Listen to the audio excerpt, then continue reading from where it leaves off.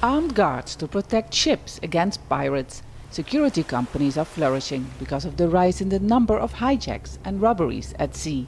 The weapons have to be locked away when vessels enter territorial waters.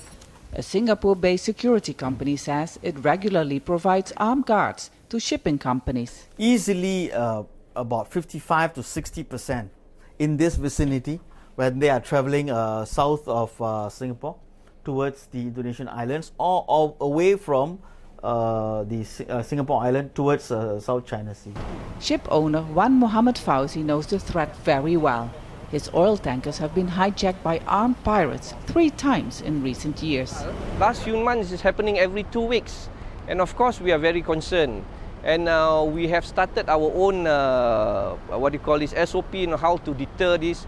The ship owner is reluctant to carry armed guards. He relies on the Malaysian Navy to protect his ships and crews. But Navy commanders say ship owners should be more alert. Zero kind of tolerance as regard to piracy. Therefore, I request all mariners out there, please observe the good practices. Should there any suspicious contact approaching you at any time, days or night, we must be alerted. Besides armed guards, security firms are offering equipment to scare off pirates with sound or water.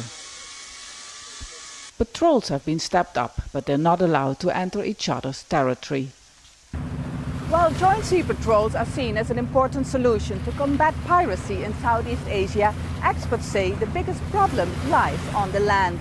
In Indonesia, in Malaysia and here in Singapore, where leaders of pirate syndicates are able to evade arrest. 3 months ago, police in Indonesia detained a suspect after a Malaysian ship was hijacked.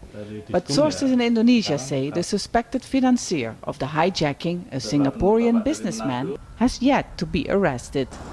Navy and police spokesmen in Singapore have not responded to questions from Al Jazeera.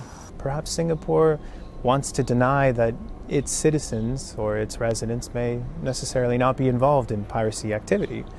The financial sector in Singapore is obviously it's very strong, it's quite influential, and it's always been slightly autonomous of the Singapore government. And so perhaps also there's a degree of reluctance to really open up that Pandora's box. Lack of law enforcement and a reluctance to share information among Singapore, Malaysia and Indonesia continues to create uncertainty and fear to the thousands of sailors who pass through Southeast Asia every day. Step Vassen, Al Jazeera, Singapore.